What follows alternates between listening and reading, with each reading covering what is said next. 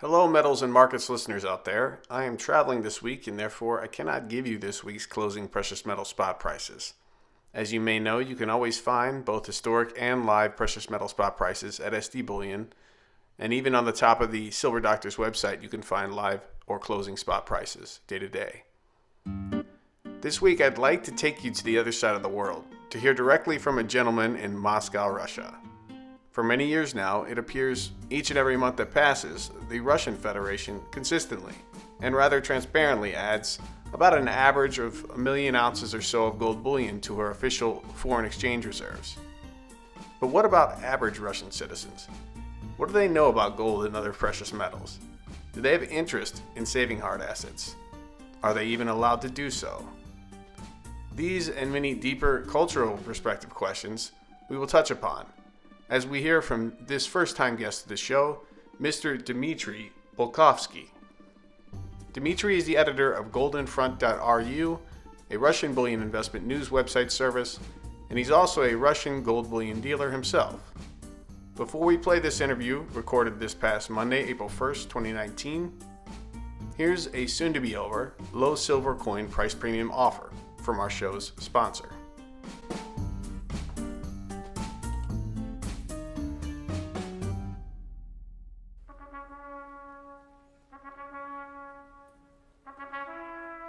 For a limited time, the Austrian Mint and SD Bullion are offering you a Silver Philharmonic Buy 19, Get 1 Free Coin deal. Officially issued by this storied 825-year-old European bullion mint.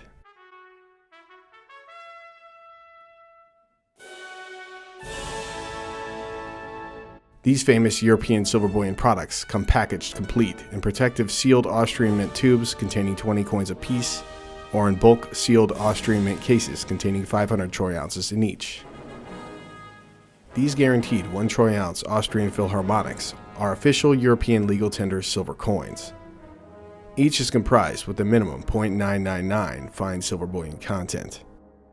Austrian Philharmonic bullion coins qualify for silver IRAs, making them an excellent choice for tax-deferred, long-term bullion savings. Discreetly shipped, fully insured to SD Bullion customers' doors and non-bank vaults. Don't delay. This free silver Austrian Philharmonic bullion coin deal will end soon.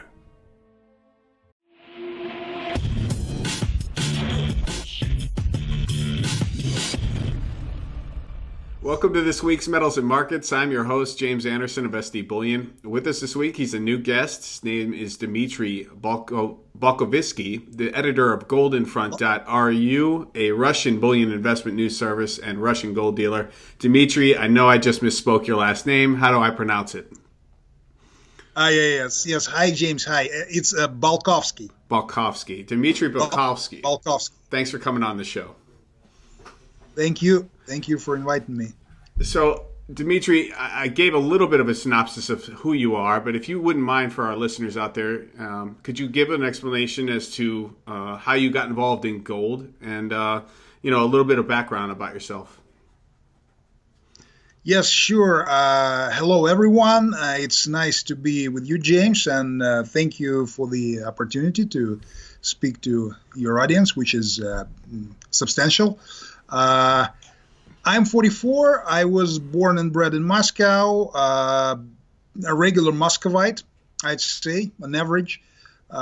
I went to school in the United States in the late 90s, and I did my MBA in New Zealand in the early 2000s. So I'm quite exposed to all things Western, and I follow America very closely. Enjoy it very much. So how I got into gold? Well,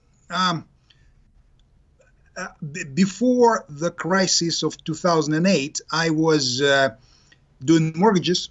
I was running mortgage like a chain of mortgage brokerages all across Russia, and then it all went bust after 2008, like in many places, I suppose. Mm-hmm. And I have always been a libertarian. I've always had this conservative libertarian streak in me.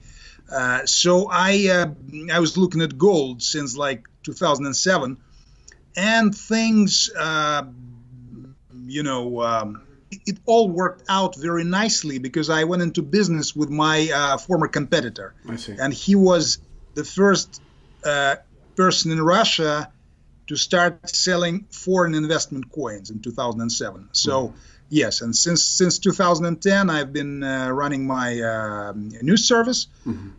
So it's kind of it's both a business and a pleasure, I hobby. suppose. Yeah, something you enjoy. Sure.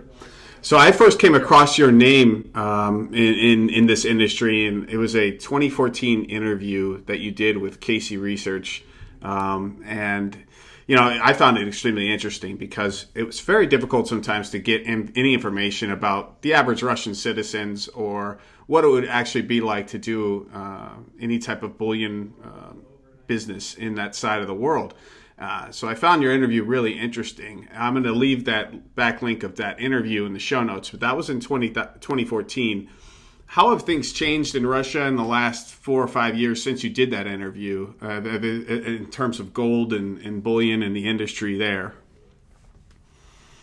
The industry is growing. There are new players, but it is still very small. But I think it's the awareness of this thing, of the whole bullion, of the idea of saving in bullion is spreading very slowly, very, very slowly, but it is spreading. It's more widespread now than it was 5 years ago, but it is still on the margin. It's like a semi fringe, I would say, and the industry is mostly located in Moscow and St. Petersburg, and probably in Novosibirsk and in 2 or 3 larger cities. So if you go, say, for example, 300 or 400 miles away from Moscow, there is nothing but banks. By industry, I mean private dealers in a sense that Americans are used to. So it's like a company that sells coins mostly, because just to sell bars you have to be a bank in Russia. Right.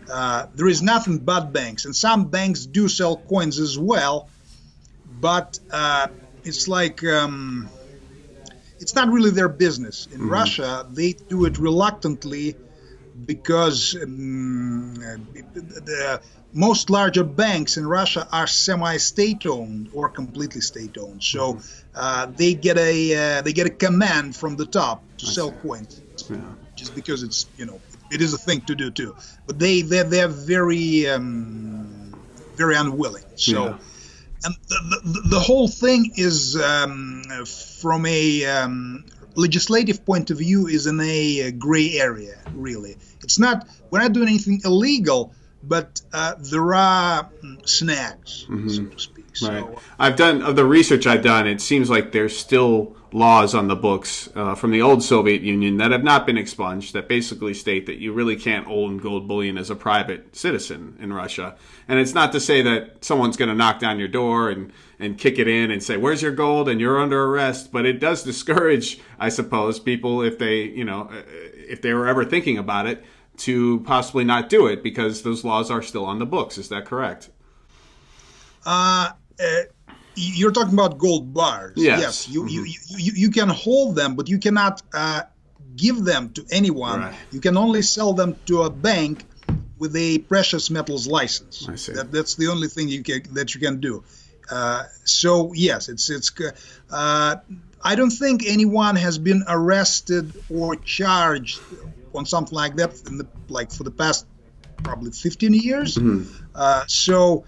Yes, it's like semi. It's dead Soviet legislation, but it does still exist. Right. It does still exist. But coins you can own, no problem. You can sell them, you can give them, you can inherit them. Right. Yes, you can do all types of things. So a question on just the technical aspects, the value-added taxes in Russia, what are they currently for gold, silver, platinum, palladium, if you know them, the value-added tax that, for instance, if you wanted to import, say, silver eagles, what would be the value-added tax on silver eagles?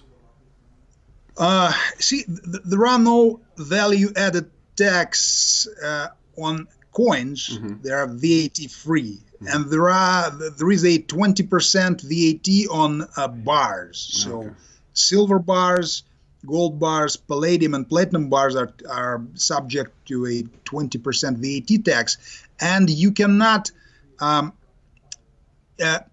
only Russian-made bars are allowed for circulation inside of Russia. Okay. So you cannot sell a foreign bar to anyone. Got it. You basically you cannot really even own it, because you're not supposed to get it anywhere. But people do have them. So yes, so we always advise everyone to deal with the coins, of course, because bars are it's in Russian. In Russian circumstances, it doesn't make any sense to own them. Mm-hmm. And in terms of the Russian central bank, or just in general the mint, there, are they mostly making gold coins? Do they make any silver coins? Yes, they do. They make we have this regular run-of-the-mill Saint George coins, 1/4 ounce ones. Gold ones are 1/4 ounce, and the silver ones are an ounce. Okay. So they make the last circulation was about 150,000 gold quarters, and or 200 I think 200,000 gold quarters and 150,000 of silver ounces. So really much. So it's not high volume. It's more of a commemorative coin, more of a collectible then, suppose. Yeah.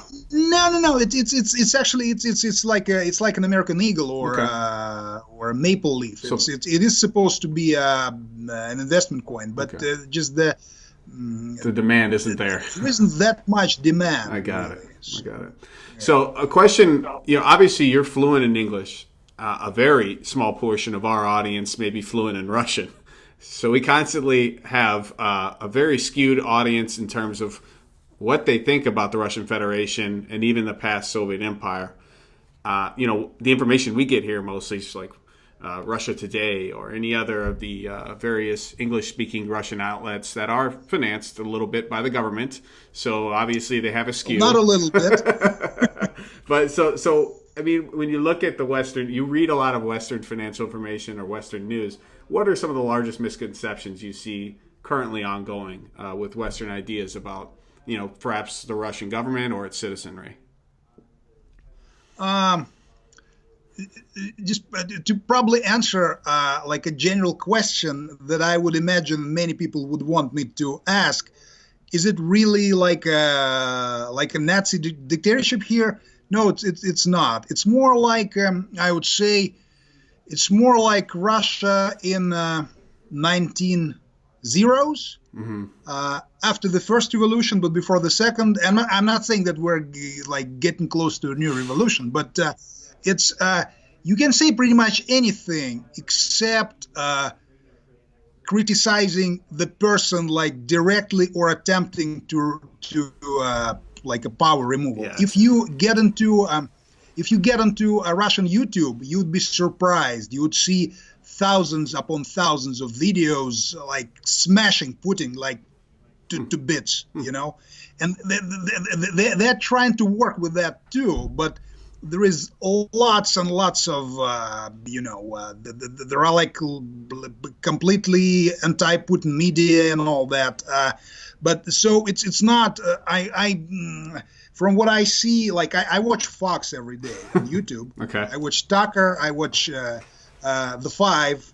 I like them very much. Quite entertaining. I find them. So from what I gather from them, they think that it's like North Korea here, but it's not really. Right.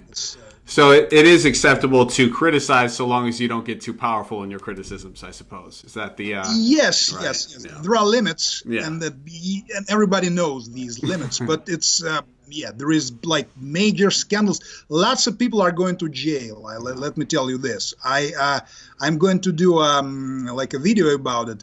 There are former ministers and high officials like getting arrested every week, which is a great thing from my point of view for corruption. Yeah. So there are good things happening, bad things happening too. So it's not really it's not the Soviet Union for sure. No. Okay. Cool. So obviously there's different ideologies within the Russian citizenship. You have politically liberal Russian citizens who are probably critical of Putin, and then you juxtapose that, with Russian nationalists, who maybe think the former communist Soviet Russia was a better time. How do they juxtapose, or how do they compare these different ideas, and in terms of the way that they think about the West? For instance, maybe the liberals think the West is perfect, versus the nationalists of Russia who think the West is evil. How does it compare, those two ideologies right now?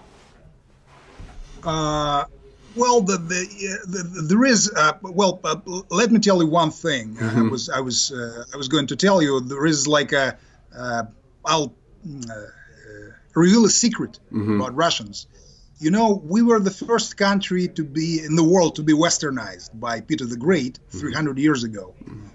So I hate the guy. I think he was a tyrant, and he's not my hero for sure. I like Russia before him and after him, but not during his reign. So Russians has always had this major hang-up. They really, really feel there is this huge inferiority complex about the West, and many people will not even realize it, and many people will not say it to an outsider, but it is there. So what really unites everyone, from an extreme liberal to like a hardcore Stalinist, they will say that look there, that's the way things are done, and look here, look how things are done here. Everything is bad. Everything is always bad in Russia. Yeah. Always. Wow. It's like it's just it's very bad. A consistent pessimism about the way you guys run your operations versus the West. Yes. Okay. And this is in this we're united, really. Yeah. Okay. That was eye-opening to me after I left the United States for a couple of years after school, was hearing citizens of other countries, you ask them how their government is, and it was always extremely pessimistic. Whereas 2000, 2001, you ask a United States citizen about its government, they weren't that way. Now they are, much more so. The crumbling of our belief in our institutions and in our federal government has happened over the last decade and a half. Sharply ever since 2001, 2008. Those were two major events that really crumbled people's belief. But before that, it was all candy and lollipops for most part. Most people had no conception of really what was happening. But the pessimism is starting to build here as well. In what ways? I was going to ask you about Russia and China. It looks what ways do Russians think of China in terms of maybe trade ongoing in the coming years, and what type of alliances do Russians think about China? Do they think in terms of China versus the United States? First of all, I can tell you that there is no real hardcore animus towards the United States. No one. There are a few people who hate the Yankees and all that, but it's not really. It's not commonplace. As far as China is concerned, nobody likes them. I don't know. I don't know a single country that likes them, really. There are countries around Russia that likes us, and there are that don't. But around China, I'm not aware of any single place that enjoys them. There is always been a fear that they will swamp Russia by the sheer force of numbers. They will take over Siberia, but to be fair with China, we annexed quite a few of their territories over the past 300 years, and we've treated them badly too. So I think it is a marriage of convenience, more or less. On the other hand, I hear talk about, I think Steve Bannon was saying that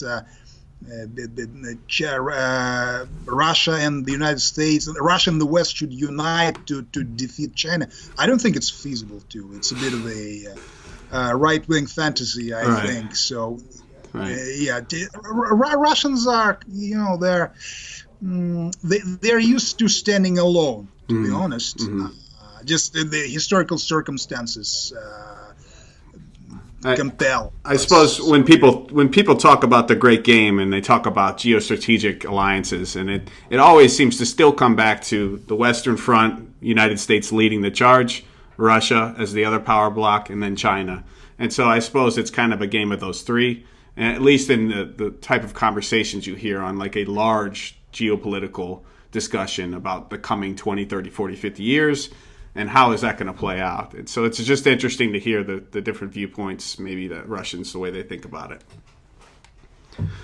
Yeah, the Chinese. My mom is afraid of the Chinese. She always says that. Well, Trump has done a really good job of changing the viewpoint of China here in the United States. In the last 5 years, it has changed dramatically. For 2000 up to 2014 or so, China was great. They just brought us all these goods, and it was cheap and no big deal. The trade imbalance, not a problem. But the last 3 or 4 years, public perception of China has changed dramatically. And so I think there's a lot of more goodwill probably toward the Russian people even than the Chinese right now. But it depends. If you're on a liberal side, that's not the case. There's a lot of Russian angst, given what happened. Russians are I really wouldn't. But I don't think China is as scary as they paint her. Really. Yeah. No, she's. I think that it's the colossus with the feet of clay. Yeah, the right way. I see what you mean. So it seems more formidable than it truly is. Yes. Okay. All right. Good. So you've been doing a lot of YouTube video blogs recently. I see that you interviewed Mexico Hugo Salinas Price of Plata.com.mx. How'd you establish a relationship with Don Hugo? Believe it or not, by sheer coincidence. See, I've been this new service of mine. I've been translating and publishing his articles since 2012, and at the end of 2015, I had a phone call from St. Petersburg from people who were organizing the Silver Ruble Club. Mm-hmm. There was a meeting of Russian patriotic elements with some high standing, not very high, but quite high. Mm-hmm. So they said that they wanted an expert, like an industry expert, and sure. I'm one of the very few. There are other people too, but I'm probably with the most public profile. So they invited me to this meeting. I went to St. P.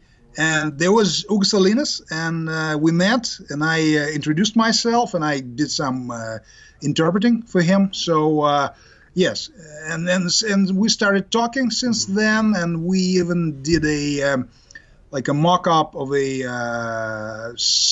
half-ounce silver ruble. You know, he's proposing to monetize sure. Silver ruble, silver peso. So yes, and we write, exchange opinions. So yeah, very very nice partnership, I would say. Nice. And we share a lot of our political views are quite similar. Cool. So, well, and I do learn a lot from him too. He's a great mind, well-studied guy for sure. I'll definitely put the interview you recently did with him in the show notes so viewers can listen to it. I thought it was really touching. Hugo, he exposed a lot of the way he feels there. It was pretty emotional, actually. So if anyone has interest in Hugo Salinas Price, check out that interview in the show notes. I'm going to move on to. Yeah, so I'm really lucky to be able to associate with a sure. person like him. And he's very open. He's very very accessible and very nice. Mm-hmm. You know? Yeah, it comes across in all the work he does. He seems like a genuine guy. So currently, we see that the Russian central bank, every month it seems like it's adding about 1 million ounces of gold, and here in the West, that's like big deal. People who are, pro-bullion, pro-gold, pro-silver. They love to trump that out and say, look at Russia, they keep buying gold. I'm under the impression that Russia is buying that gold mostly from Russian mine output. It's mostly Russian gold that's being mined in Russia that the central bank is buying to bolster its foreign exchange reserves. But I'm seeing rumors here that Russia's possibly going to go out and start buying gold externally on top of this ongoing Russian mine output. So I think right now Russia's third in gold mining in the world, which is as high as they've ever been, and pretty much are consuming it all. The central bank is buying every bit of it. So have you heard any ideas about whether or not Russia may go out and start buying gold in the external markets outside of Russia? Well, first of all, this gold buying, it's like at the moment, it's mostly a jab towards the United States, to humble the Yankees a little bit. So, we're independent and we're getting rid of the dollar, and so we're buying gold. It's not really, it's not buying gold for gold bug reasons. It's mostly politics. As far as buying from abroad, I haven't really heard anything specific on this. What I can say is they're putting in more and more restrictions on exporting semi-finished products. That's what they do. Yes, they actually the same thing goes for timber, I think, and for like other resources. But yes, they are trying to be. Yeah, they're hoovering the whole thing. I see. Yes, but I think they get enough. They're. Yeah. Okay. There is the 2,150 tons. Yeah, it's a huge amount. I mean, when you look at the currencies out there, the G8 essentially, and you look at the amount of currency that's in circulation in each of the respective countries, and you look at the M0 or M1 or M2 aggregates of currencies in each nation versus the official gold reserves. Russia's ruble is it only requires like a gold price of about $2,000 for their M0 to be fully backed by official gold. And it's not to say that people are exchanging rubles for gold. It's just to show that their currency is much more gold sound at the moment versus any other currency based on official gold data. Now, China may have a lot more gold than they claim, and I'm pretty confident they do because they've been importing and mining gold for the last 10, 20 years or longer at a very high clip. So are Russian citizens aware of, I'm sure they're pretty aware of this official gold reserve buying. I mean, what do they think of it? They're aware in a way that they are aware that we have mighty rockets and tanks and planes. Mm-hmm. That's pretty much a matter of national pride. Mm-hmm. But it hasn't, it hasn't penetrated deep yet. Everyone has... I can tell you that deposit safety boxes in Moscow are stuffed with U.S. dollars and euros. It's going to be a tragedy, not quite soon, because people's hearts are going to be broken big time. Right. Lots and lots of cash. Yeah. Not too much gold, unfortunately. So yes, they still haven't learned the common idea that fiat currency and ultimately has issues no matter what kind of currency it is. No. They will tell you that it's all. We've heard this since the Soviet Union, that the dollar is going to fall, the capitalists are going to die, and never happens. Squirming and then nothing happened. So sure. I go, well, just give it a little more time. That's awesome. So it's really difficult to argue with these Russians. They're quite set in their ways. But people are beginning to understand. I can tell you there is a group of people that really do not need preaching about Austrian economics and all this highfalutin stuff. It's the provincial business people, because they see the reality like face to face. Because here in Moscow, it's all liberal, it's all nice, it's rich. It's very polite and. But if you go 1,000 kilometers to the east, it's a little different. So they see the beast with no lipstick, so to speak. Yeah. And they don't have to be. They just buy it and say, oh well. They say thank you. That's all. So, yeah. Well, that's interesting. That juxtaposes well with the United States. I think if you look at the way that we vote, in the largest metropolitans, it's typically mostly Democrat, mostly liberal. And then if you look at the rest of the United States, the flyover countries that they say, it's mostly Republican, mostly conservative, and very similar to what you just described. Whereas perhaps people in the cities think that the government's got their back, but people out in the flyover area, they don't believe that whatsoever in general. So very similar in that regard. I wanted to ask you about, you've been living in Moscow pretty much your whole life other than when you traveled for studying. You did live through the 1990s when the Soviet empire essentially fell and fell without much warning. I don't think people really saw that coming as fast as it happened. No, yeah. I didn't. Could you give our listeners just I'm sure you could go on for days about it, but what did you learn just living through that episode, and how might viewers learn from that experience that you had, and what suggestions might you make for people who live in countries where that could happen? The first thing that comes to mind, the most important thing for survival is not gold coins or the ability to to do taekwondo or shoot your guns or have a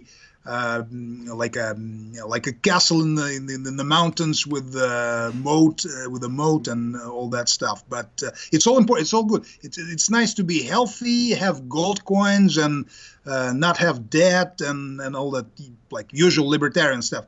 But I think the most important thing that will help you to survive is your family and your closed ones. So do have relationships with not just your relatives, but with people who do something useful. Like in Russia, even until now, it goes like this: you know a good barber, for example, and you recommend him or her. Same with doctors. The people always ask for if you know someone who is good, who's been tested. So there should be this informal network.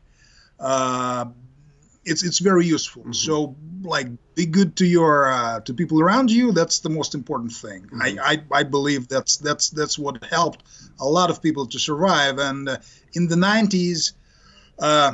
See, when you are older than 40 and things just collapse around you, you get this deer in the headlight sensation.